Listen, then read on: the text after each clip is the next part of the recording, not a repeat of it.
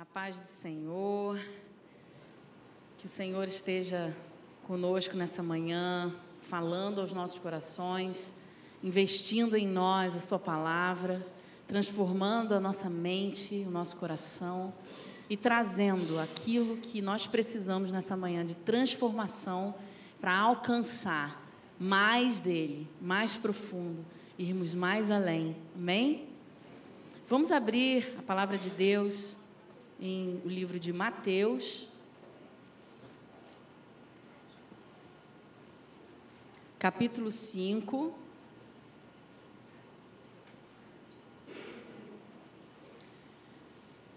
É um texto bem conhecido.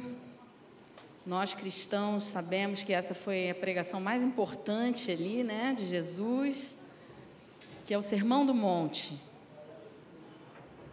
E se você ainda não leu esse texto, te convido agora a prestar atenção, porque sendo uma pregação de Jesus, né? O que Jesus pregava? Então, aí tem uma pregação de Jesus para você entender como ele falava. Diz assim: ao ver as multidões, Jesus subiu ao monte. Ele se assentou e os seus discípulos se aproximaram dele. Então, ele passou a ensiná-los. Jesus disse: bem-aventurados os pobres em espírito, porque deles é o reino dos céus. Bem-aventurados os que choram, porque serão consolados. Bem-aventurados os mansos, porque herdarão a terra. Bem-aventurados os que têm fome e sede de justiça, porque serão saciados. Bem-aventurados os misericordiosos, porque alcançarão misericórdia. Bem-aventurados os limpos de coração, porque verão a Deus. Bem-aventurados os pacificadores, porque serão chamados filhos de Deus. Bem-aventurados os perseguidos por causa da justiça, porque deles é o reino dos céus.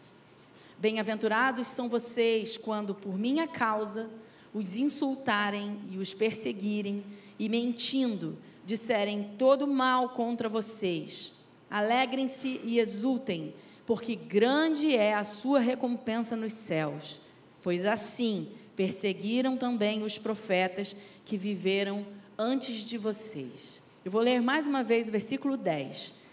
Bem-aventurados os perseguidos por causa da justiça, porque deles é o reino dos céus. Bom, essa palavra é meio enigmática, né? É como se Jesus estivesse lançando ali algumas frases e aquele pessoal que estava ali ouvindo entendia ou não. Bem-aventurados que choram. Eu consigo perceber, assim, se você for entrar na história, bem-aventurados os mansos, porque herdarão a terra. Que terra? Esse texto, obviamente agora a gente não está ali no contexto, né? A gente já está bem depois, com muitas pessoas explicando, muitas pessoas trazendo revelação. Mas se você continuar o texto, você vai ver ali que Jesus está falando sobre um tipo de gente. Jesus está ali colocando como o pessoal dele, como os filhos de Deus, como aqueles que dizem crentes em Jesus, devem ser. E o que está prometido para aqueles que são filhos de Deus. Então, quando bem-aventurados, se você for perceber o que significa essa palavra, não é só felizes, contempla uma série de bênçãos.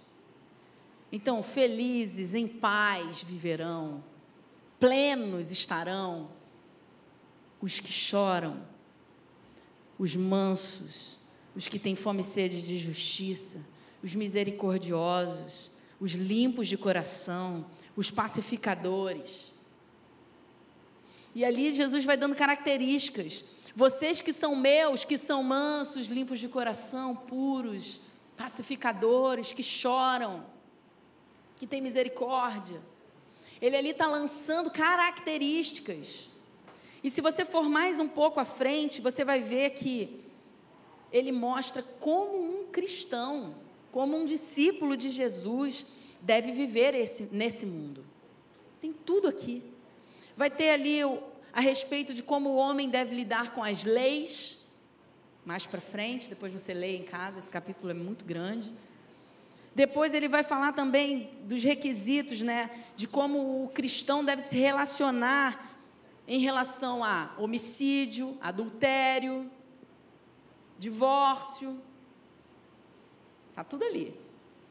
Como o cristão deve falar, como deve ser a sua fala, como ele deve se posicionar quando for retaliado, como se defender e como se relacionar com o próximo.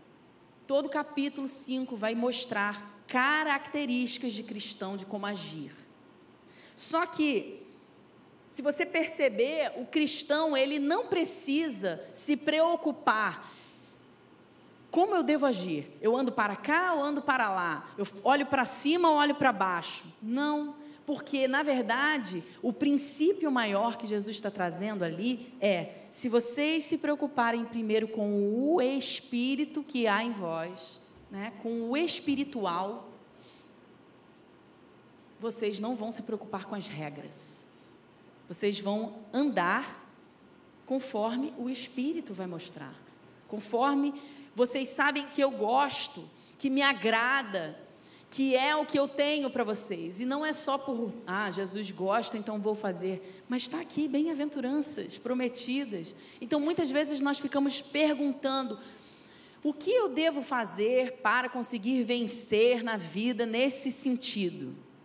E aí tem um monte de coaches aí para ensinar em relação à sua vida profissional, à sua esperança, ou se você está abatido. E se você voltar à origem na Bíblia, a palavra de Deus já te promete bem-aventuranças para aqueles que são um tipo de gente. Então, talvez nós precisemos retornar à essência do Evangelho e perceber que o Senhor já nos deu essa resposta. E a gente está ali se afogando na marola, tentando bater perna para sobreviver numa ondinha pequena, e Jesus está falando assim: vocês estão tentando resolver um problema tão pequeno dentro de tudo que eu tenho para dar, e é só vocês serem como eu. E aí, no capítulo 6, o versículo 1 diz: guardai-vos de exercer a vossa justiça diante dos homens, com o fim de serem vistos por eles. Olha, de novo, guardai-vos, deixem isso de lado, de quê? De exercer a vossa justiça dos homens, a justiça dos homens, com o fim de serem vistos por eles. Senão, não tereis galardão do vosso Pai Celeste. O que Jesus aponta aqui? Ele aponta exatamente o que vai ser dito mais para frente: busquem primeiro o reino de Deus e a sua justiça, e todas as demais coisas vos serão acrescentadas. Preocupem-se em amar a Deus sobre todas as coisas, porque todo o resto você vai conseguir fazer. Se você perceber que o primeiro mandamento é amar a Deus sobre todas as coisas, na verdade, como muitos pensam, né, que Deus estranho, que Deus arrogante, orgulhoso, Ele quer que o primeiro mandamento seja amar a Ele sobre todas as coisas. Na verdade, Ele está facilitando a sua vida. Porque se você entende que amar a Deus sobre todas as coisas é o que começa a vida de um cristão, você também já pode perceber que, se você ama a Deus sobre todas as coisas, você não vai matar o próximo. Então, o não matará já caiu. Você não vai adulterar, porque você ama a Deus sobre todas as coisas e sabe que Ele abomina esse tipo de coisa. Entende? Você vai perdoar, porque Ele te perdoou, e você era um homem destinado ao inferno. O pecado veio nos separar, e Ele mandou o seu Filho único para te redimir, e você aceitou andar por esse caminho. Então, como você não vai perdoar o próximo? O cristão, discípulo de Jesus, não seguidor de Jesus, o que acredita em Jesus, o que admira Jesus, o que entende o que Jesus fala, não, o discípulo. Há uma diferença sobre o discípulo e sobre o seguidor. Sobre o crente que crê, mas o discípulo de Jesus, porque o discípulo, ele vai renegar a sua própria vida, ele vai abrir mão de viver o que ele deseja viver para amar a Deus sobre todas as coisas e fazer aquilo que Deus quer que nós façamos. Parece loucura, mas sim, o Evangelho é loucura para quem não vê, para quem não entende. Agora, o Evangelho, ele coloca o homem sempre diante de Deus e não dos homens. Foi o que eu li aqui. Guardem de exercer a justiça, né? Larguem de andar conforme os homens vão ver vocês, porque isso não traz nada para vocês. É isso que o versículo diz. Vocês não terão o galardão. Por quê? Porque vocês estão andando conforme o mundo deseja te ver. Você está mais preocupado em agradar a pessoas ou a Deus. E muitas vezes nós cristãos, discípulos de Jesus, vamos decepcionar pessoas, mas não a Deus. E nessa hora nós precisamos ter muita convicção, né? Porque é natural do homem estar dividido em ser vaiado ou aplaudido. Natural. Mas você será aplaudido. A questão é quem vai te aplaudir. Então, muitas vezes a gente quer aplausos das pessoas erradas. Por isso eu ratifico: buscai primeiro o reino de Deus, ame a Deus acima de todas as coisas, porque os aplausos que você vai esperar são dele, mesmo que outras pessoas estejam te vaiando, entendeu? O Evangelho de Jesus, ele dá maior importância ao ser do que ao fazer.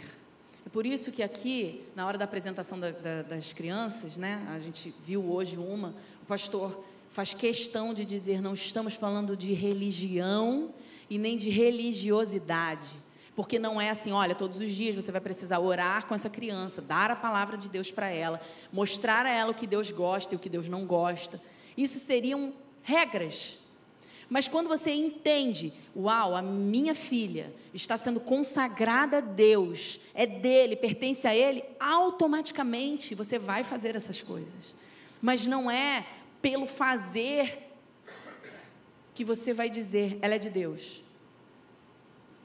E sim pelo que vai dentro do seu coração transbordar do de estar em Deus. Por isso que nós aqui, a gente fala, tem sido uma porta, aliás, um parêntese para você, tem sido uma porta para mim, quando eu falo assim, então, no evangelismo de pessoas que vêm a mim falar assim, mas como é lá na sua igreja? O que vocês fazem? O que vocês pensam? Eu digo, então, a gente está remando um pouco contra a religião. Aí a pessoa me olha, é mesmo? Porque as pessoas estão avessas à religião. A religião, ela é uma guerra. Ela tem trazido competições entre deuses, e o nosso Deus, ele não compete. O muçulmano, realmente, ele fala no ouvido da criança ali todos os dias, o nosso Deus é mais poderoso. E, na verdade, nós temos que dizer para a criança, o nosso Deus é o único Deus. Não existe outro Deus além do nosso Deus. E o nosso Deus é o único que vive. O nosso Deus é o único que ressuscitou. O nosso Deus é o único que salva. Ele é o único caminho, a verdade e a vida. Essas são as... Eu não estou falando de outros deuses, eu estou falando do único que há, não existe outro. Então, o Evangelho, ele se importa muito mais com aquilo que com as minhas atitudes e não com as minhas ações. Existe uma diferença sobre isso. A atitude, ela vem do coração. Eu tenho atitude. Você já viu uma pessoa com atitude de servir? O tempo inteiro ela se preocupa com o outro, ela vem, ela serve, ela ajuda. Agora a ação é alguém, olha, hoje você vai botar e tirar a mesa, tá bom? Tá bom. Ela está botando e tirando a mesa. Mas a atitude não é de servir. Então o que Jesus está chamando aqui no sermão é: sejam. Não se preocupem com fazer, porque se vocês forem, vocês farão. Sendo meus, sendo iguais a mim, repetindo o que eu faço, olhando para mim, para serem cópias de mim, vocês já farão aquilo que o meu Pai manda. Agora atentem para o versículo 10. No versículo 10 ele não fala mais sobre características, né, pacificadores, misericordiosos, bons, mansos. Ele fala: bem-aventurados os perseguidos. E aí você já consegue ver no português que não depende de você. Alguém te perseguiu. Eu estava aqui fazendo só uma coisa, o quê? Buscando a justiça. Porque não é qualquer tipo de perseguição, mas sim os perseguidos por causa da justiça. Tem muita gente sendo enganada, achando que está sendo perseguido no trabalho, porque na hora do trabalho, você abriu a sua Bíblia e começou a ler em voz alta. Você não pode fazer isso. Estou sendo perseguido pelo meu patrão, porque na hora do trabalho eu estou lendo a Bíblia. Não é essa perseguição. Não, mas na Bíblia está escrito: bem-aventurados perseguidos, por causa da justiça. Não porque você está fazendo algo que você não pode fazer, em nome de Jesus. Eu tenho uma atitude muito nobre. Todos os dias pela manhã, eu abandono a minha casa, ninguém lá é cristão, e vou em direção ao monte orar. E aí, quando eu volto, meu marido já saiu para trabalhar sem café da manhã e fica reclamando comigo. Mas olha, isso é perseguição. Não, irmão. Bem-aventurados os perseguidos por causa da justiça. As pessoas estão trocando e entendendo só sobre o perseguido e fazendo ser perseguido através de algo que você definiu, que você acha que pode fazer e que quer fazer e que deseja fazer, mas não pelo que o Senhor disse que você precisava fazer. A igreja de Cristo já está sendo perseguida. Se você, por exemplo, é um adolescente, um jovem, que imita Jesus, você já está sendo perseguido. Sim ou não? Se você é um casal que cumpre aquilo que o Senhor tem para um matrimônio, você já está sendo perseguido. E o que seriam as perseguições? Porque a gente olha para a perseguição e acha que a perseguição é arma na cabeça, é queimar minha casa e decepar os membros da minha família. Não, isso também acontece, isso também pode chegar a nós. A Bíblia mostra isso desde a antiguidade, e nós já estamos vendo alguns irmãos nossos passando por essa situação. E sim, bem-aventurados os perseguidos por causa da justiça, isso é contemplado. Mas não pense que é só isso. Graças a Deus, eu não estou sendo perseguido. A perseguição, ela vem... Você pode, por exemplo, não conseguir algo porque você disse que não mentiria. Você, por exemplo, pode não conseguir uma promoção no seu trabalho porque você não vai fazer daquela forma porque aquilo é errado. Isso é uma perseguição. Mas a Bíblia diz: bem-aventurados os perseguidos por causa da justiça,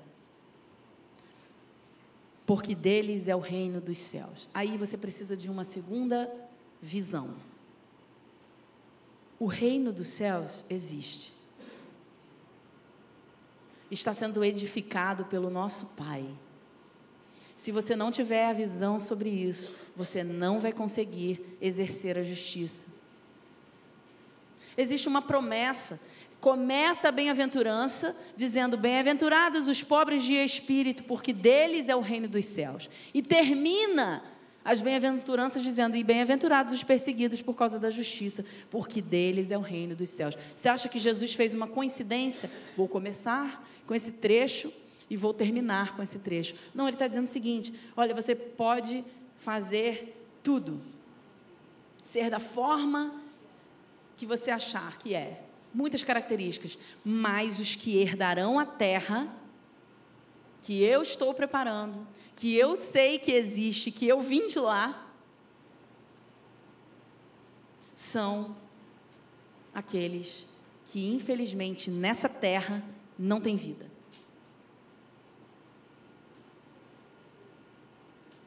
Não há recompensa nenhuma aqui na terra que possa se comparar à recompensa dos céus. Se você não crê nisso, provavelmente você sempre vai olhar para a perseguição como algo medonho. Mas se você entende que a eternidade, a vida do reino dos céus está sendo preparada e que essa vida aqui é passageira, você não vai se importar em ser perseguido por causa da justiça. Você não vai se importar com a sua própria vida. Você não vai querer construir algo que fique aqui. Agora você vai então viver essa vida até que Ele venha, proclamando o seu evangelho, curando os enfermos em seu nome, libertando os cativos, transformando mentes em nome de Jesus, trazendo a verdade, direção, clareza, mesmo que você seja impedido de fazer isso, porque você está buscando a justiça e não as recompensas. Então, possuir um determinado caráter faz parte do cristianismo, e nós precisamos saber quais são. Não tem essa coisa de, eu sou um cristão, eu vou lá no culto, eu ergo as minhas mãos. Eu já falei isso aqui numa outra pregação, né? Erguer as mãos. Eu sempre fui uma criança que observava as pessoas. Eu gosto muito de encenações, teatros. Tenho muita facilidade em imitar personagens. Então, eu sei imitar. Pensa que, para mim, erguer as mãos e louvar a Deus pode enganar muitas pessoas, mas não a Ele. Porque eu sempre fui uma criança que via meus pais levantando as mãos, até chorando. E eu já fiz isso. Ficava concentrada na letra para derramar uma lagriminha. Chorei na presença de Deus. Não é isso. Ai, que bonitinho, Vivian, não fala isso, porque você devia ser uma criança fofa. Eu era uma criança fofa. As pessoas vinham falar comigo na igreja: ai, que bonitinho, você cantando. Me emocionei quando você chorou. Uma vez, irmãos, vou contar um caso engraçado para vocês.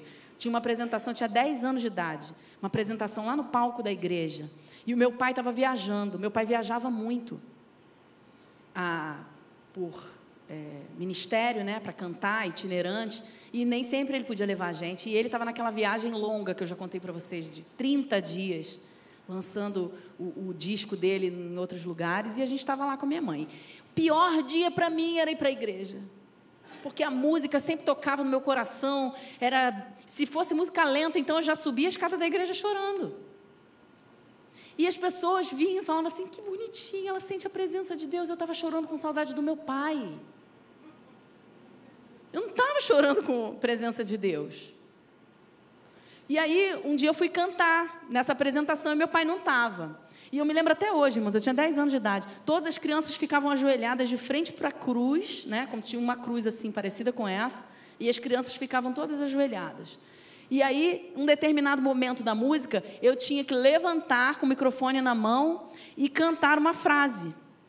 Só que a música era tão melancólica que eu já comecei a chorar na primeira frase ajoelhada. E quando eu me levantei debulhando em lágrimas e dizendo: eu quero esse poder. Eu tinha que cantar isso. Olha, a igreja levantou, aplaudiu, avivamento nas crianças. Eu falei: eu estou chorando com saudade do meu pai. Por que eu estou te contando isso? Porque nossa interpretação, o que você está vendo em uma pessoa, pode ser, mas não necessariamente. E aqui agora eu não estou mandando você assim, está levantando a mão, deixa eu ver se não é isso não. Mas é mais. Outro dia eu estava falando com meu filho, você está tocando a bateria? Às vezes eu sinto que você está parado ali, olhando, ele, mamãe, você já cantou e tocou bateria? Eu, não. Ele, então, é muito difícil. Eu falei, desculpa. E às vezes a gente fica preocupado, né? Meu filho está levantando a mão, você levanta a mão, você está orando, você ajoelha para orar? A gente tem que ensinar isso para os nossos filhos mesmo, eu fico o tempo inteiro cutucando. Mas o que eu estou dizendo para você é mais do que uma representação de um crente que levanta a mão, que chora. O importante é o coração. Óbvio. Aí eu não sei você, mas eu sou uma mulher que gosta muito de futebol. E eu gosto de torcer pelo meu time, que eu não vou dizer qual é, para vocês não se perderem agora aqui. E aí toda vez que eu vou ao Maracanã, torcer pelo meu time, a torcida é muito boa. E aí, mesmo que eu fosse uma mulher contida, travada, que não sou, na hora do gol do meu time, que são muitos, não tem como você ficar, né? Porque eu gosto de futebol, gosto do meu time, e aí, esquece futebol agora. Você nunca me viu, e talvez não verá, eu torcendo pelo meu filho jogando basquete. Você não me reconhece. É uma coisa misturada, porque aí agora não é mais um time, é o meu filho que está lá jogando. Então é uma coisa meio crazy, assim. Por quê? Eu não consigo me conter quando eu tenho. Aí tem uma grande diferença. Então é por isso que eu falo assim, não adianta você representar para Jesus levantando as suas mãos se dentro do seu coração você não tem. Agora, dificilmente, se você está transbordando, está queimando, está vendo, está com a visão lá, você vai cantar assim, Jesus virá me buscar. Não vai. Não tem como. Mas não queremos julgar. O que eu quero dizer aqui é, o comportamento não é o caráter. Agora, em Gálatas 2:20, o apóstolo Paulo diz uma frase muito conhecida entre nós cristãos, que é: não sou mais eu quem vive, mas é Cristo que vive em mim. É Cristo que vive em mim. Sabe o que ele está querendo dizer ali? Olha, é Cristo que me faz expressão dele. Eu vivia fazendo as minhas coisas lá todo dia, pensando em como eu vou resolver a minha vida, em como eu vou fazer para chegar no futuro. Mas hoje eu descobri que se Cristo vive em mim, eu não preciso me preocupar com essas coisas, porque Ele me dará o meu caminho, a minha direção, a transformação que eu preciso, e a minha vida vai ser completamente leve. Vinde a mim, todos vós que estáis cansados e sobrecarregados, e eu vos aliviarei, diz o Senhor. Então, se não sou mais eu quem vive, mas Cristo vive em mim, porque eu decidi por tê-lo, decidi morrer para este mundo, me batizei, morri e ressuscitei em Cristo, agora Ele vive em mim. Como eu não vou expressar Cristo? Ele é o que eu tenho dentro, então eu expressarei. Por isso que ele está dizendo, não se preocupem em, eu vou ser manso, eu vou ser pacificador, aí você tem que ficar repetindo aquilo 20 vezes para você conseguir engrenar. Hoje eu vou ser pacificador, hoje eu vou ser pacificador. Gente, uma coisa de cada vez, porque todo dia eu não consigo fazer tudo. Não, se Cristo habita em você, a expressão dele vai vir nas horas que você precisa expressá-lo. O seu Espírito nos dirige. Ele é a fonte do nosso ser, inesgotável. Só um discípulo consegue perceber e entender isso. Infelizmente, não serão todos nós, não seremos todos que vamos perceber e conseguir abrir mão disso, porque é somente quem deseja. E aí você pode ver na Bíblia exemplos como o jovem rico, que chegou e disse, Jesus, eu já faço tantas coisas boas, como eu posso herdar o reino dos céus? E Jesus disse, você precisa obedecer os meus mandamentos. Mas eu já obedeço todos. Que bom. Você então precisa amar a Deus sobre todas as coisas, o próximo, eu também já faço isso. Muito bem. Então só te resta fazer uma coisa. O que é, Senhor? Venda todos os bens que você tem, dê aos pobres e me segue. a Bíblia diz que aquele jovem abaixou a cabeça e, triste, foi embora para casa. O que Jesus fez ali? Vou acertar bem aonde eu sei que eu não moro nesse canto. Ele disse que sabe fazer todas as coisas, mas eu não habito nele. Porque se eu habitasse nele, isso não seria um problema. Vender todos os bens, com certeza. O que você me deu, ainda vou vender, ainda vou distribuir para os pobres, com certeza. Mas não. Jesus foi no centro, no altar de adoração daquele menino, daquele jovem. Aquele era o Deus dele. E Deus entrou e disse assim, Jesus entrou e disse assim, eu não compito. É compito que fala? Eu não compito com outros deuses. Ou sou eu, porque tenho tantas coisas para te dar, bem-aventuranças, vida eterna, terra prometida. O problema é que você não está vendo lá, você só está vendo aqui. Então, o que Jesus mostrou, na verdade, para aquele jovem foi, sua visão não está alcançando a eternidade. Você está preso a esse mundo. Bem-aventurados os perseguidos por causa da justiça. Por causa da justiça.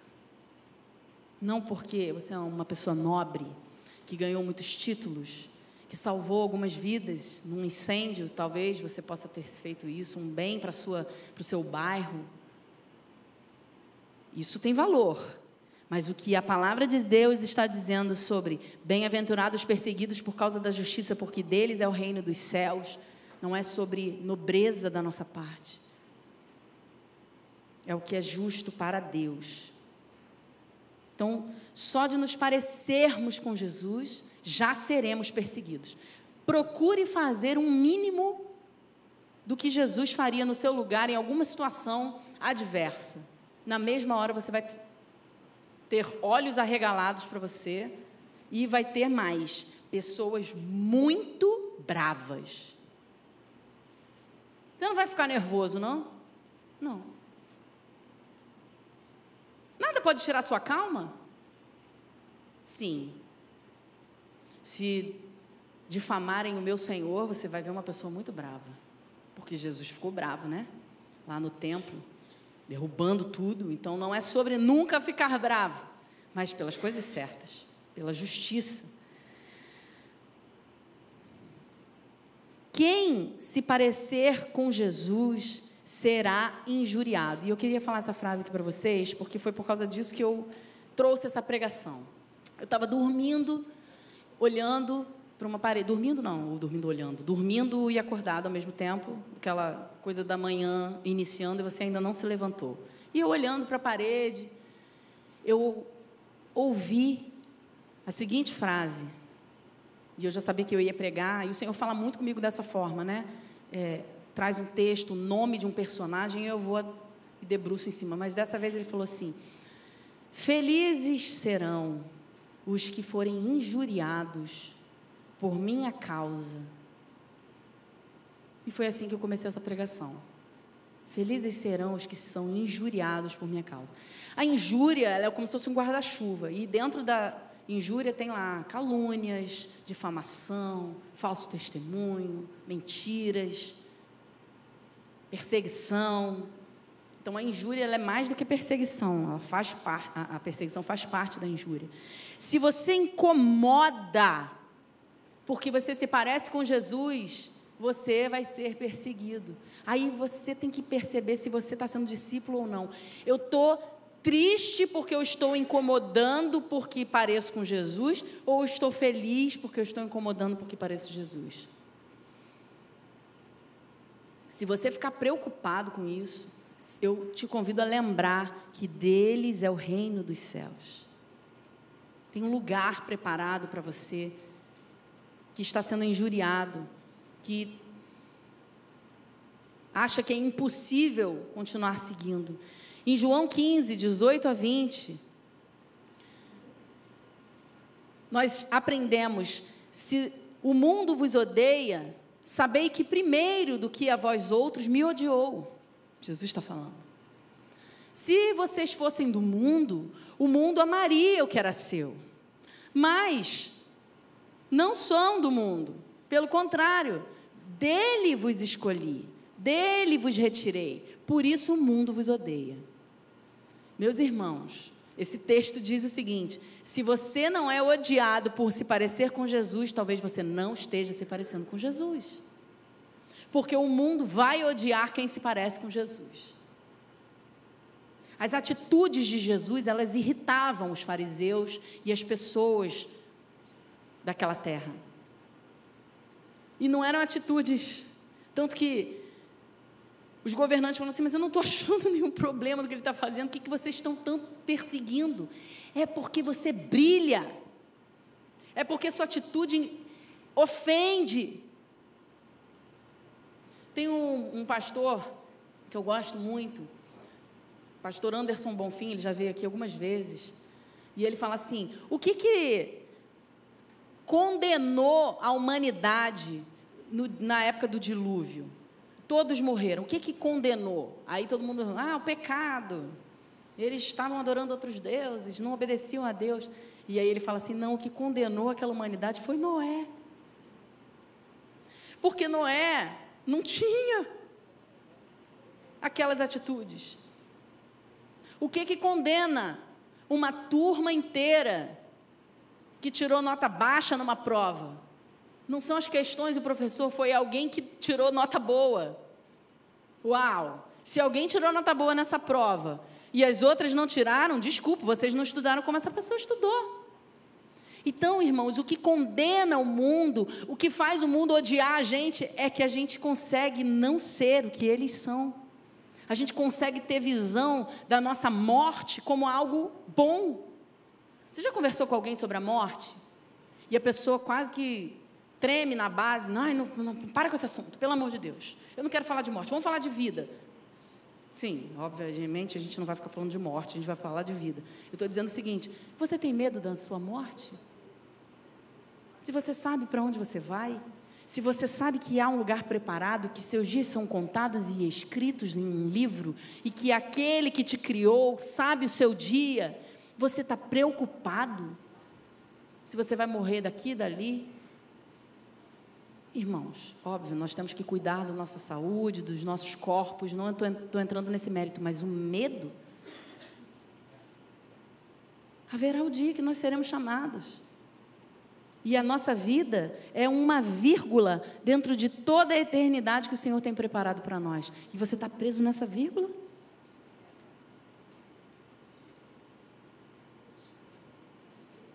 Se o mundo vos odeia, antes ele odiou a mim. Se vocês vão ser meus discípulos, já saibam, o mundo vos odiará. Mas, em 2 Timóteo 3,12...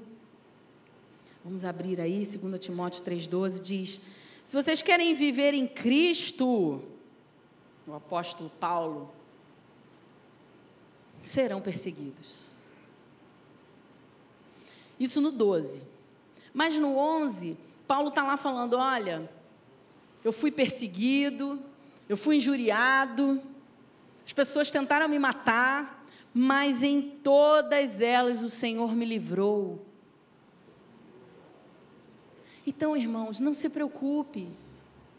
Vive, mas alguns apóstolos morreram. É verdade, o dia vai chegar. O dia vai chegar. Você pode se lembrar, por exemplo, de alguns homens da Bíblia que sofreram perseguições. Abel foi perseguido pelo seu irmão e morto.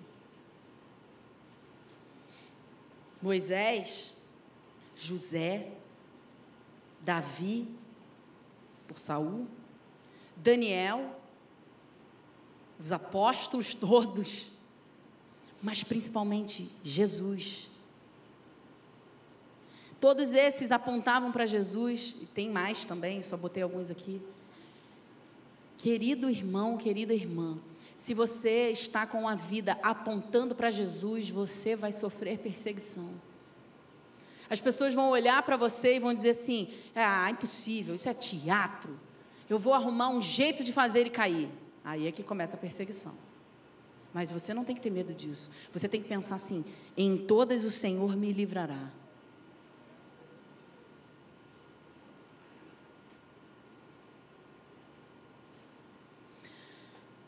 condenados porque estamos conseguindo parecer com Cristo, insultados, perseguidos. E o que vai transbordar de nós? Retidão, santidade, justiça, verdade, gentileza, amor. É assim que nós vamos continuar respondendo. Imagine você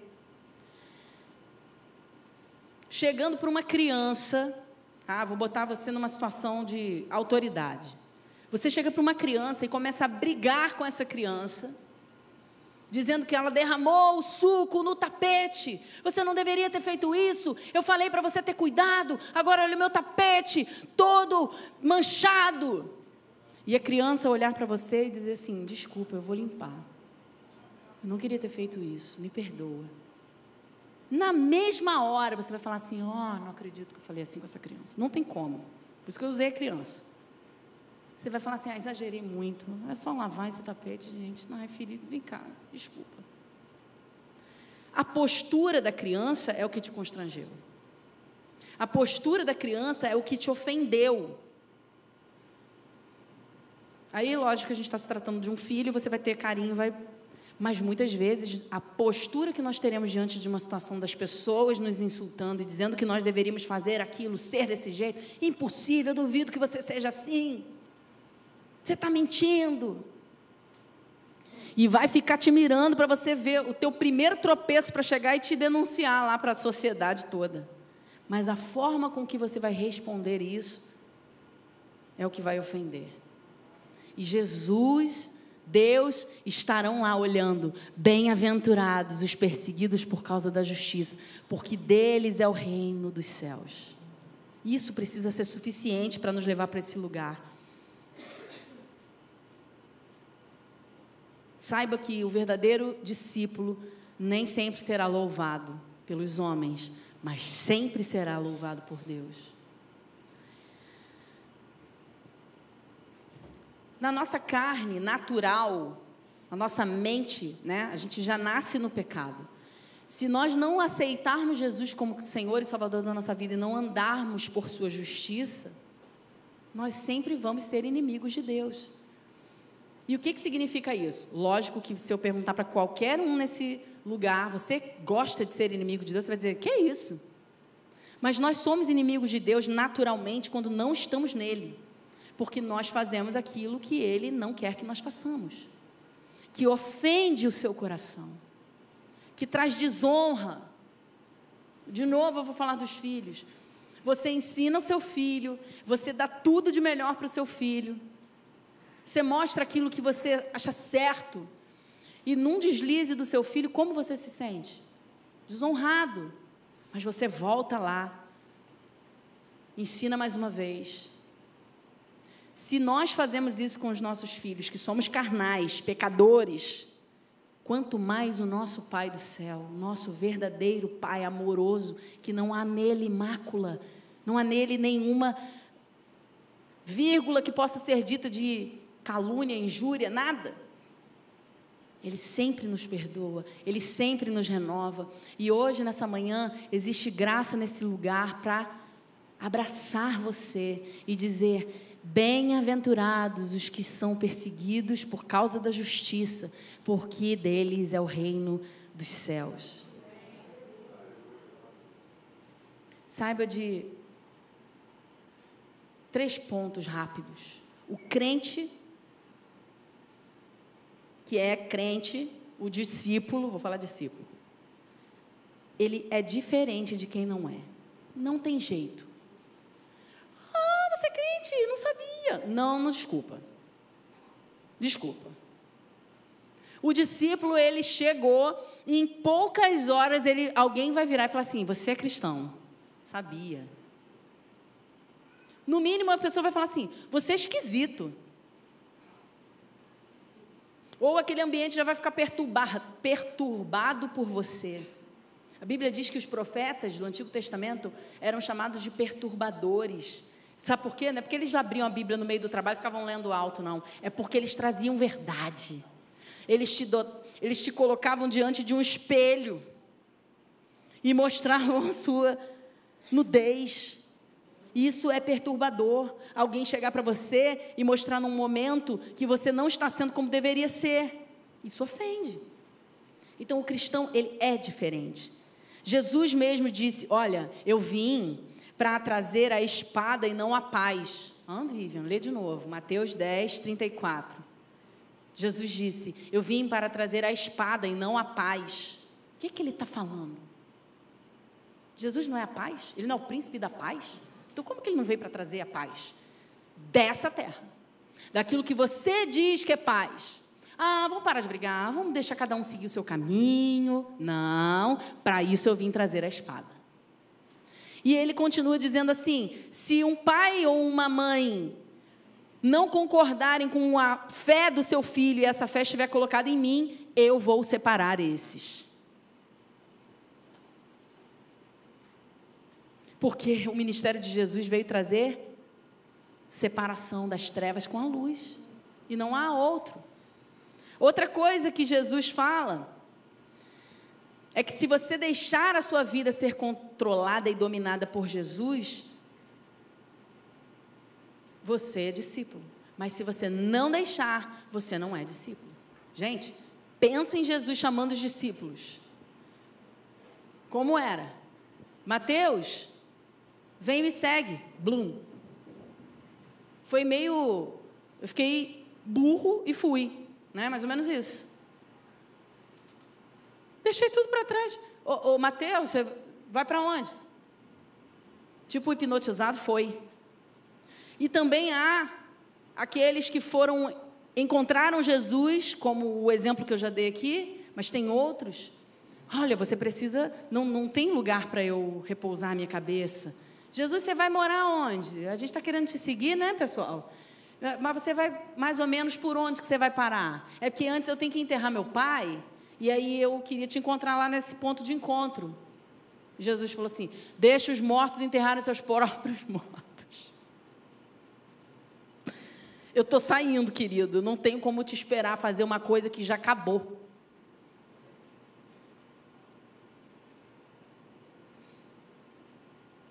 Essa é a luz, né? Nas trevas, ofende. A gente mesmo que já tem a luz, já fica um pouco chocado. Será que foi isso mesmo que Jesus quis dizer?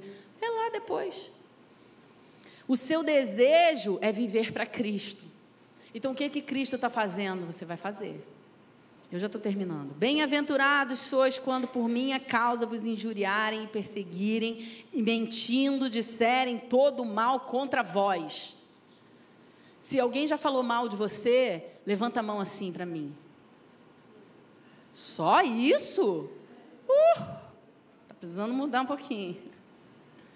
Calúnias. Meu Deus do céu. Houve uma reportagem agora, né, de um professor que acusou uma aluna de estar forçando, porque ela estava fazendo um culto, falando de Jesus nesse culto, que foi permitido por uma sala lá, e as pessoas iam se quisessem. E esse professor chegou, estampou nos jornais, começou a gravar, dizendo que ela estava forçando as pessoas a aceitarem esse Deus. E ela saiu lá nos jornais. Bem-aventurados os que serão perseguidos por causa da justiça, porque deles é o reino dos céus. Jesus, ajeita a cadeira dessa menina aí no céu. Está lá o nomezinho dela escrito, com certeza. Controlando os nossos pensamentos celestiais, eternos, e sobre o mundo vindouro, para acabar. Terceiro ponto. Regozijai-vos e exultai, porque grande é o vosso galardão nos céus. Regozijai-vos e exultai, porque grande é o vosso galardão nos céus. Gente, tem um lugar para nós. Essa verdade precisa ser, toda arrepiada, essa verdade precisa ser proclamada, porque as pessoas estão deixando de lado. Isso é coisa estranha. Prefiro assistir o filme de ficção científica. Outro dia eu estava na casa de um pessoal aqui, assistindo um filme, Maze Runner, muito legal. E aí, uma das pessoas que estava no sofá com a gente Mas que isso? É um labirinto, vai fechar. Meu Deus do céu, o menino vai morrer. A gente não fica assim no filme? Eu fico. Meu Deus, que nervoso. Ai, acaba logo com isso, não é? É o filme, não está acontecendo. Não tem aquele labirinto, não tem o verdugo, não é verdugo? Não tem. Mas eu vou dormir pensando no verdugo. Ai, fecha a porta do quarto. Eu não quero ver o verdugo. Agora, se eu falar para você que o reino dos céus existe, que está sendo preparado um lugar para aqueles que são discípulos de Jesus, você vai falar assim, ai, que coisa estranha. Por quê? Irmãos, nós precisamos proclamar verdades. Existe um reino que está nos aguardando. Existe o dia que o Senhor virá. Ele virá. E nós que somos discípulos estamos o quê? Fazendo a sua obra e aguardando esse dia. Aguardando esse dia. Oi, tudo bem? Então, Jesus quer transformar a sua vida. Ele está voltando. E Ele quer te buscar também. Você quer ir comigo? Não? Tá bom, próximo. Foi isso que Jesus mandou fazer. Olha, vocês vão chegar, vocês vão proclamar o meu reino, vai dizer, chegado o reino de Deus. Curem os enfermos, libertem. E quem não quiser ouvir vocês, batam as sandálias e partam para a próxima. Porque é chegado o tempo do meu reino. E é necessário que todos saibam e ouçam. Então nós precisamos proclamar com a nossa boca, com a nossa vida, com a nossa casa. Ontem falávamos aqui para casais, matrimônio de crente, de discípulo, tem que brilhar. Matrimônio, aliança de cristão tem que brilhar. Você tem que ser visto assim, que casal. Ou, duvido, deixa eu falar duvido, irmão. Duvido, não, isso é mentira. Então vem ver. Vem ver, leva para sua casa, deixa ver seu cotidiano, deixa ver você criando seus filhos, servindo seu marido, você honrando a sua esposa no cotidiano do lar, tratando ela como vaso mais frágil e honrando. Tem que brilhar. Ah, Vivian, mas isso é muito esquisito. Inclusive, a mesa que eu sento lá no meu trabalho, as mulheres falam tão mal dos maridos, eu acabei falando também. Não fale. Diga assim, ah, gente, essa mesa não está combinando comigo, meu marido não se encaixa nisso. Ai, mas se eu falar isso vai parecer arrogância. Por causa da justiça. Brilhe. Eu não sinto isso pelo meu marido. Não, eu não acho isso. Eu não acho que nós mulheres devemos fazer isso dessa forma. E os homens exatamente igual, né?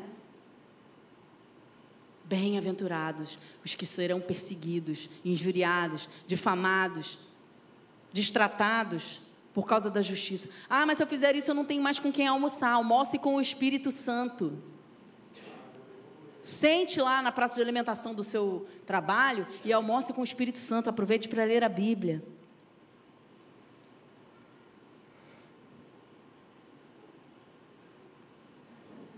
Gente, aquela pessoa é muito esquisita. Agora a gente excluiu ela. Ela está feliz, comendo sozinha, lendo aquele troço estranho. Seja estranho. Seja parecido com Jesus. Jesus era estranho.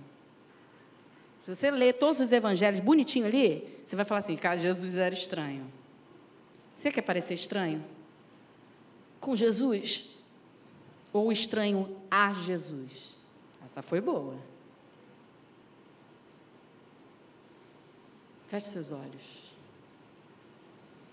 Quero perguntar aqui, ainda de olhos fechados, se existe alguém nessa manhã que deseja entregar a sua vida para Jesus. Eu não fiz isso ainda, Vivian, você falou aí de entregar, de Jesus habitar no seu ser, de ser batizado, de viver para Cristo. Eu não fiz isso ainda. Se você deseja fazer isso, só levante a sua mão e eu vou orar por você.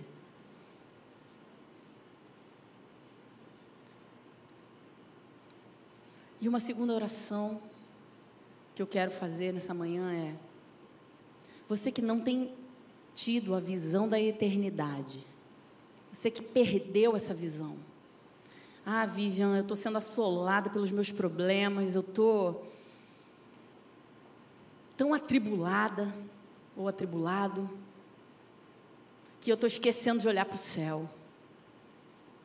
Estou precisando renovar a minha visão, lembrar das promessas de eternidade que Jesus tem para mim, reacender a chama, o fogo do Espírito Santo. Estou precisando disso. Queria que você levantasse sua mão, que eu vou orar por você. Amém, amém. Eu não quero chamar você aqui porque é algo que eu sinto que o Espírito Santo vai fazer aí no seu lugar. Mas eu quero que você coloque a mão no seu coração, você que levantou a sua mão, coloque a mão no seu coração, e eu vou começar a ministrar. Senhor, acende a chama do Teu Espírito Santo. O olhar da eternidade, Senhor, dá a essas pessoas. Que a verdade do Teu reino seja clara. Que essas pessoas que levantaram as mãos, Senhor, sejam agora abençoadas com novos olhos, com novas mentes, recalibradas, Senhor. Enche-as do Teu Espírito Santo, enche-as do Teu poder, do Teu amor. Estende graça, Senhor, sobre essas vidas. Mostre que o Senhor é um Pai de amor, que deseja fazer com que essas vidas sejam também bem-aventuradas. E, Pai, todos aqueles que já têm vivido como discípulos de Cristo, que os seus olhos estejam fitos em Ti, Senhor. Todas as ciladas que forem colocadas ao seu redor, à sua frente, por detrás, sejam agora lançadas fora do caminho dos Teus filhos, e que eles continuem, Senhor, seguindo, sendo livrados por Ti, sendo exaltados por Ti, exaltando o Teu nome, glorificando o Teu nome, e que a verdade do Teu reino esteja sobre eles. Eu peço autoridade e poder sobre cada filho Teu, para que quando orarem, os céus se movam ali, e o Senhor seja visto. Porque, Deus, muitas vezes o que falta em nós é ter esse mover para que as pessoas vejam, mas isso não depende, não é algo que nós queremos para poder falar de Ti. Independente daquilo que o Senhor fizer através de nós Te adoramos, nós Te amamos, nós seguiremos os Seus caminhos e sabemos que a vida contigo é melhor do que a vida que temos aqui na terra. Obrigada, Jesus, por esse tempo e pela Tua palavra, em nome de Jesus. Amém.